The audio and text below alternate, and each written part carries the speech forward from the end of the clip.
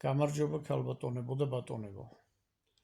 მოგესალმებით როგორც ჩემს გამომწერებს, ასევე მათ, ვინც მოისმენთ ამ მოთხრობის დამამთავრებელ ნაწილს. მე დღეს ვწერ ბოლო თავს ღამის კეთილშობილი განგსტერის, რომელიც გაზეთ ალიასაიძე დევს უკვე ერთი კვირა, ვისაც გირჩევიათ წაკითხვა, რა თქმა უნდა იქ წაიკითხავთ, ხოლო ვისაც მოსმენა გირჩევიათ, აქ მოისმენთ.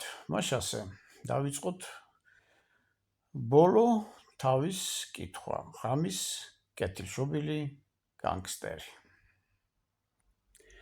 ადამიანების მისვლა-მოსვლა არ წყდებოდა. ცალკეული პირების ფაცი-ფუციც თვალშისაცემი იყო, რომელიც ყოველთვის თან ახლავს ასეთ ტრაგედიებს. გიგა მხოლოდ ხალხის მოტანილ ფულს ითვლიდა პატარა ოთახში და ნაკლებს გასცემდა რაიმე საქმის მოსაგვარებლად, რადგან იყო ჯგუფი ახლობლებისა, ვინც საკუთარ თავზე იღებდა ამა თუ იმ გასაკეთებელს. უეცრად შავი ფერის კუდებს ჩამოფხატული სამი ახალგაზრდა გამოჩნდა კართან, რომელთაგან ერთი შიგნით შევიდა, ხოლო ორმა მათგანმა კი შემოსასვლელი სივრცე დაფარა. გამარჯობა, უთხრა გიგა შიგნით შესულმა. გაგიმარჯოს, შეაგება და მხტურმა. აქ 40,000-ია, ჩაილაპარაკა მოსულმა და მაგიდაზე დადო ქაღალდის პაკეტი და ამოღებული ფულის დიდი შეკვრა. ფული დავთვალოთ და მივაწერ თქვენს სახელებს, უთხრა გაკვირვებულმა გიგამ და სათითაოდ შეათვალიერა ისინი. ფულის დათვლა საჭირო არაა, აქ მეტი უფრო იქნება ვიდრე ნაკლები, თქვა წინ მდგომმა. კი ბატონო, იყოს ასე, მაგრამ ვინ მივაწერო? მე თქვენ არც ერთს არ გიცნობთ. მიმართა გიგამ და ფული გადასი გადმოსია, რომ ზედაპირულად მაინც შეეფასებინა რაოდენობა. არც სახელებია საჭირო, მიაწერე ლუკას მეგობრები. თქვა კვლავ მაგიდასთან ახლოს მდგარმა და გასასვლელისკენ პირი იბრუნა. რამდენიმე დღე ისე მიილია, რომ გვიან საღამოს, როცა ხალხის მოსვლა წყდებოდა და მხოლოდ შინაურები რჩებოდნენ ღამის მთევლებად, დაღლილი გიგა ოთახში კარს მიიკეტავდა და მაგიდაზე თავჩამოდებული წათვლემდა ხოლმე. საწოლში ვეღარ წვებოდა და ამიტომ სრულყოფილი ზილი არ გამოსდიოდა.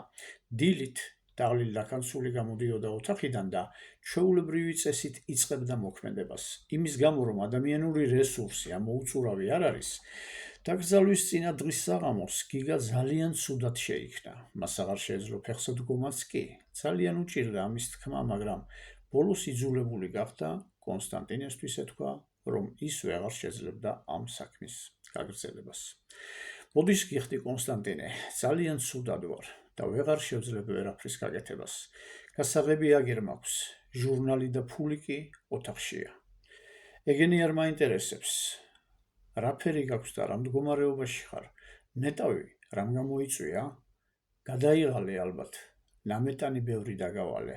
წარმოთქვა მან და თავისი ძმა იკითხა, რომელიც უმალ მივიდა მასთან. გიგა წაიყვანეთ ამ ადგილას, იქ მიხედავენ. ეს გასაღები კი შენ გქონდეს და იქნებ შენ მიხედო მაგ საქმეს. ბიჭი მძიმედ არის და დაეხმარეთ. სთხოვა კონსტანტინემ ძმას და თან დააყოლა. საჭირო თუ გახდება, ჩვენს ახლობელ ექიმებს დაურეკეთ. კონსტანტინეს ძმამ ხელკავია მოსდო გიგას და კიბეზე ლასლასი ძლივს ჩაიყვანა, სადაც უკვე მანქანა ელოდათ. ოჯახში მისვლისთანავე გიგა გაშლის ლოგინამდე მიიყვანეს, რომელსაც დაწოლიდან 1 წუთიც არ დასჭიროებია ჩასაზინებლად.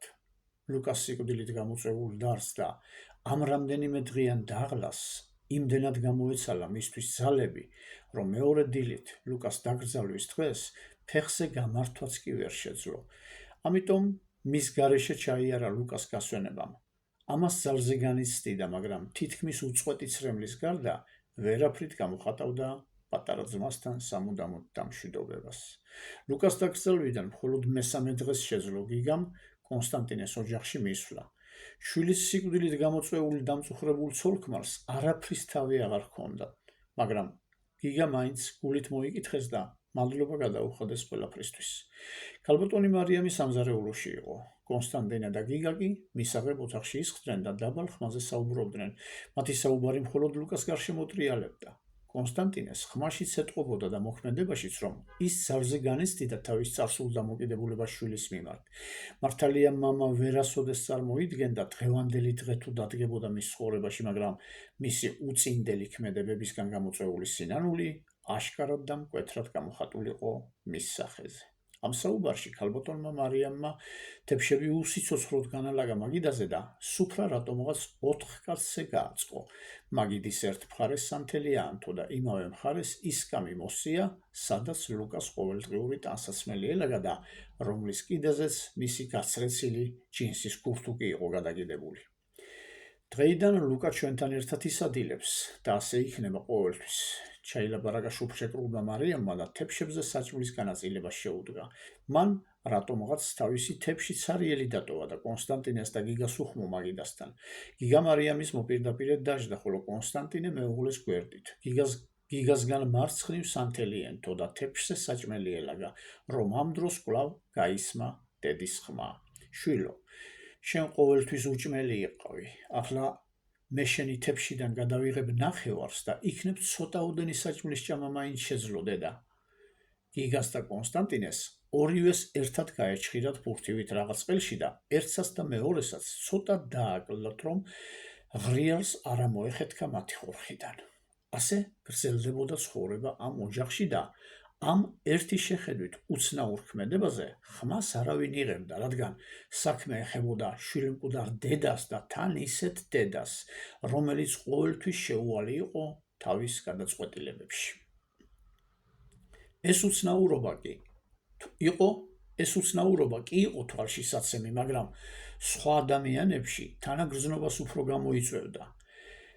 ერთი ის იყო მხოლოდ, რომ მამაკაცებისთვის ძნელად გადასატანი აღმოჩნდა მოქმედების ეს ფორმა, რადგან საქმე მაინც ჭირისუფალ მამაკაცებს ეხებოდა, რომელთაგან ერთი იყო მშობელი, ხოლო მეორე გარდაცვლილის სულის მესაიდუმლე.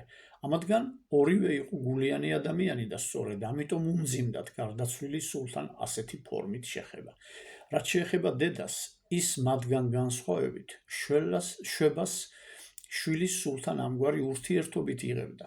ასე გაგრძელდა რამდენიმე დღე, რომელიც უცვლელად ერთი და იგივე წესით მიმდინარეობდა. მეოთხე დღეს დილით გიგას საძინებელი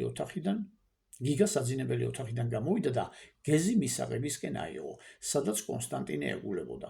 კორიდორს რომ გასცდა და ერთი ფეხი შედგა მისაღები ოთახის შესასვლელისკენ, ცოლ-ქმრის არც თუ ისე ხმადაბალი საუბარი შემოესმა. ჩემი შვილის საქმე მე დამოუკიდებლად უნდა გამოვიძიო. თქვენ კი ამაში ხელს მიშლით, ეუბნებოდა მარიამი მეუღლეს. ჩემს სახლობელს ბინა აქვს დაკეტილი და შეგიძლიათ შენ და გიგა იქ გადახვიდეთ დროებით. შეზღუდული არ იქნებით და დალევთ თუ რას გააკეთებთ, არავინ გეყოლებათ გვერდით. აქ ხელს მიშლით ამ ყველაფერში და ცხელ კვალზე თუ არ მივყევი, გამიჭირდება გამოგლევა. კარგი, მაგაში ხელს როგორ შეგიშლი? გიგასთვისაც უკეთესი იქნება, ჩაილაბარაკა კონსტანტინემ. რატომ? იკითხა გაოცებულმა მარიამმა. იმიტომ რომ დილას ადრე კარი ფრთხილად შევაღე და მაგიდაზე თავჩამოდებულს ეძინა. როგორც ჩანს, ლუკას საწოლში ვეღარ წვება და ეს იყო მიზეზი მისი ცუდად გახდომისა დაკრძალვის წინა დღეს. ვამჩნევდი კი, რომ რაღაც ფორმაში არ იყო და გადაღლილს გავდა, მაგრამ ამას ვერ წარმოვიდგენდი. კარგი, ახლავე შეუდგებით ამის სამზადის და რამდენი ხანიც დაგჭირდება, იქ ვიქნებით, თქვა კონსტანტინემ და ფეხზე წამოდგა. გიგა კი უჩუმრად გაბრუნდა უკან და ოჯახის უფროსის პატარა ოთახში მისვლას სკამზე ჩამომშდარი დაელოდა. აქ ხარ? უთხრა კონსტანტინემ ოთახში შესვლისთანავე პატარა მეუბარს და სკამზე ჩამოშდა. შენი ტანსაცმელი ჩაალაგე ჩანთაში, მანქანა დავიბარე, ნახევარ საათში მოვა. ცალკე უნდა გადავიდეთ დროებით მე და შენ. სასმელი წავიღოთ, რადგან მის გარეშე შეიძლება გამიჭირდეს ამ უბედურების ატანა, თორემ გამისკდა თავი ფიქრისაგან. ადგილს ვერ პოულობ, სად გავექცი ამ ფიქრებს აღარ ვიცი. აჯობებს წავიდეთ და დედა მარტო დავტოვოთ თავის შვილთან. თავად ასე სურს და შეუწყოთ მასაც ხელი. რა პრობლემაა? ახლავე ჩავალაგებ ყველაფერს, წარმოთქვა გიგამ და ფეხზე წამოდგა. ახალი სახლი ძალიან მოწესრიგებული და ფართო იყო. ამავე დროს სიმშვიდეს უფევდა გარეთ და ჩანდა, რომ წყნარი ქუჩა უნდა ყოფილიყო. მარიამი ყოველდღიურად ეხმიანებოდათ. კონსტანტინე კი მთელი დღის განმავლობაში ცოტ-ცოტას სვამდა და გამუდმებით ფიქრს მისცემოდა მისი გონება. ძნელი გამოსაცნობი არ იყო, რას ფიქრობდა შვილმკვდარი მშობელი, მაგრამ ერთობ მძიმე იყო მისი ხვედრი. მისი ფიქრი კი უკეთ მაშინ გახდა ცნობილი, როცა თავად წამოიწყო ამაზე საუბარი. იცი, რას ვფიქრობ, გიგა? რას, კონსტანტინე? მე უკვე გიგამ და ინტერესით მიაჩერდა. გონებიდან ვერ ვშლი იმ სიტყვებს, როდესაც სადარბაზოში გავედევნე და მივაძახე, რომ უკან აღარ დაბრუნებულიყო.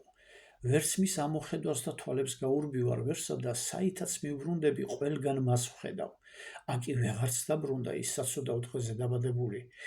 არაფრად აღარ მიღირს სიცოცხლე, ჩემი ბრალია ყველაფერი, სხვაგვარად უნდა მოუქცეოდი, სასტიკი მოქმედება მის მიმართ არ იყო გამოსავალი. სხვა უნდა გამეკეთებინა რამე, დღეს ხომ ცოცხალი იქნებოდა ჩემი ბიჭი. კონსტანტინე, დიდ ბოდიშს გიხდი ამას, რომ გბედავ, მაგრამ ერთი რამ მინდა გკითხო. ლუკა რომ კიბეზე ჩარბოდა, ეგ სიტყვები რატომ მიაძახე? კონსტანტინეს სახე მოეღუშა და თავი დახარა.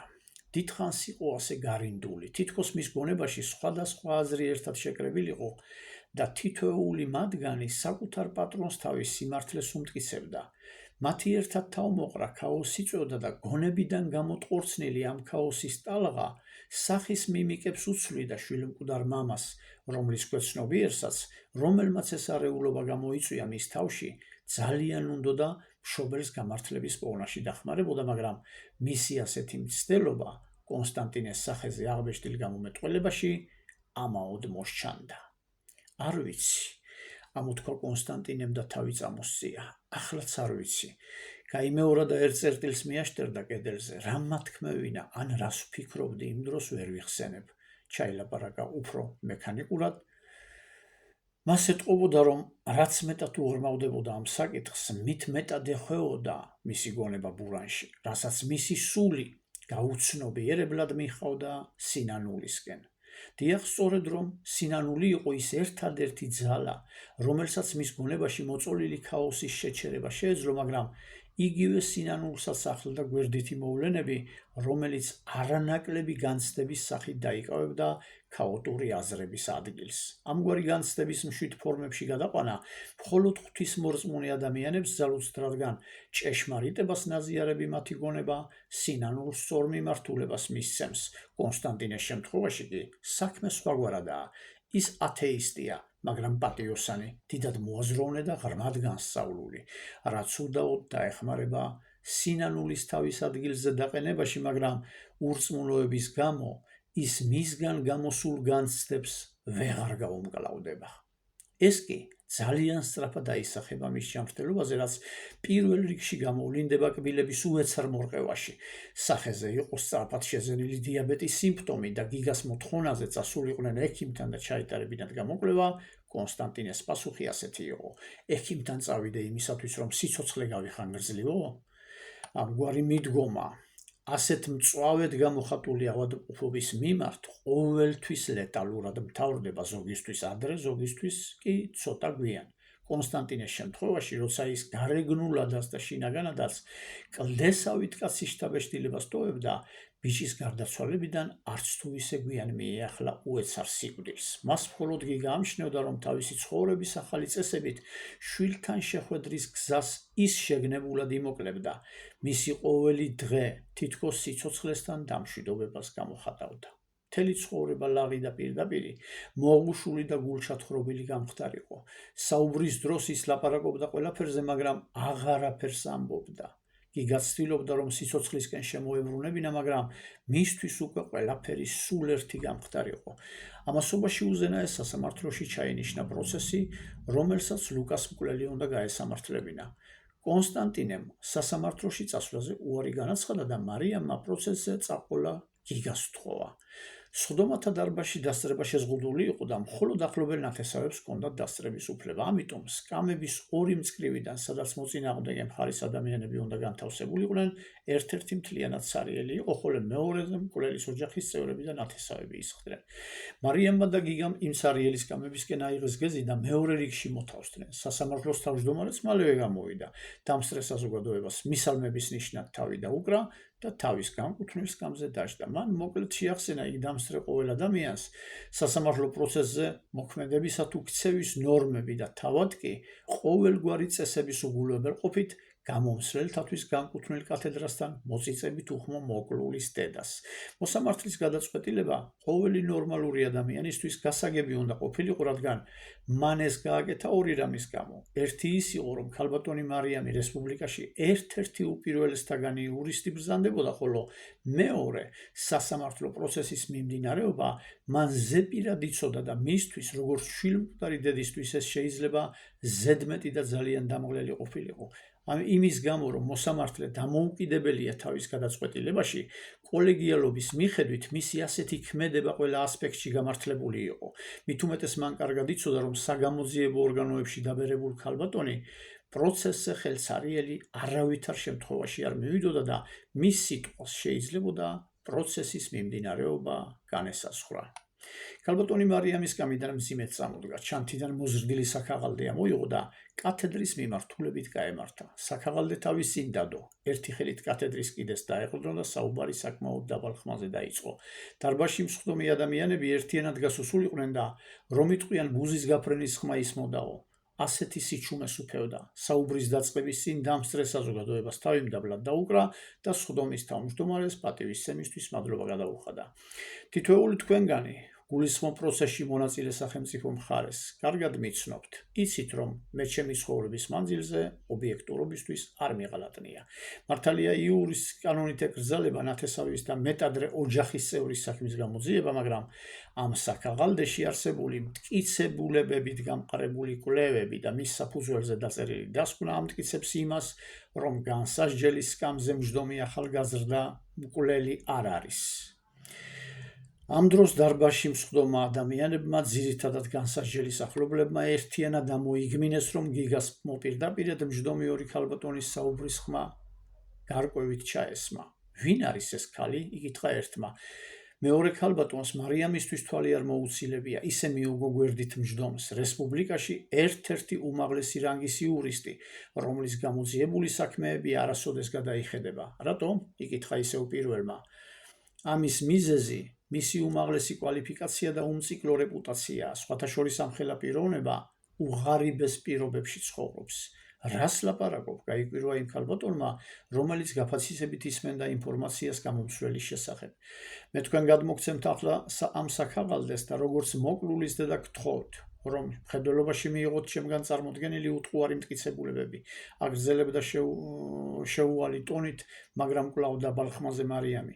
ასევე მოვითხოვ როგორც დედა, რომ განსასჯელი გათავისუფლდეს და რაც შეიძლება სწრაფად. მან მძიმედ ამოისუნთქა და თავმჯდომარისკენ მიმართული მზერა განსასჯელისკენ მიმართა, რომელსაც ამ ხნის განმავლობაში თავი მაღლა არა უწევია და ახლა კი ღაპაღუპით ზდიოდა ცრემლები თვალებიდან. შენ კი ერთ რამეს გეტყუდი, შვილო. წარმოთქვა მარიამმა და დარბაზის იმაზე უფრო მეტად მიჩუმდა. მე მჯერა, რომ სასამართლო აუცილებლად გამიწევს ანგარიშს და შენ მალე გაგათავისუფლებენ. შენ და ჩემი ლუკა ბაღიდან ერთად მოდიხართ, შემდეგ სკოლა და ერთ კლასში ყოფნა. ერთ უბანში გაიზარდეთ და გამორჩეული მეგობრები იყავით. აქ პატარა პაუზა გააკეთა და განაგრძო. შენთან ერთი თხოვნა მექნება, მხოლოდ არასოდეს წინ აღარ შემხვდე და თვალი არსად მოგკრა. დარბაზში მსხდომ ადამიანებში ერთიანად იფეთქა ტირილის ხმამ. მარიამმა კი თავისი საქაღალდემ თავმჯდომარეს წინ დაუდო და აჩქარებული ნაბიჯი დატოვა დარბაზი, რომელსაც უკან მიჰყვა გიგაც. უზენაეს სასამართლოს ცენტრალური შემოსასვლელიდან რომ გავიდნენ, რამდენიმე მეტრის გავლის შემდეგ მარიამი შეჩერდა და გიგას თავისი ხელჩანთიდან წამლის ამოღებაში დახმარებას თხოვა. სასამართლო დარბაზში მიღებულმა სტრესმა ქუჩაში გამოსვლისას იჩინა თავი, რაც მისი სუნთქვის გაძნელებასა და თავბრუსხვევაში გამოისახა. გიგამ ჩანთაში წამალი სწრაფად მოძებნა და ძალა დაშრეტილ ქალბატონს გაუწოდა.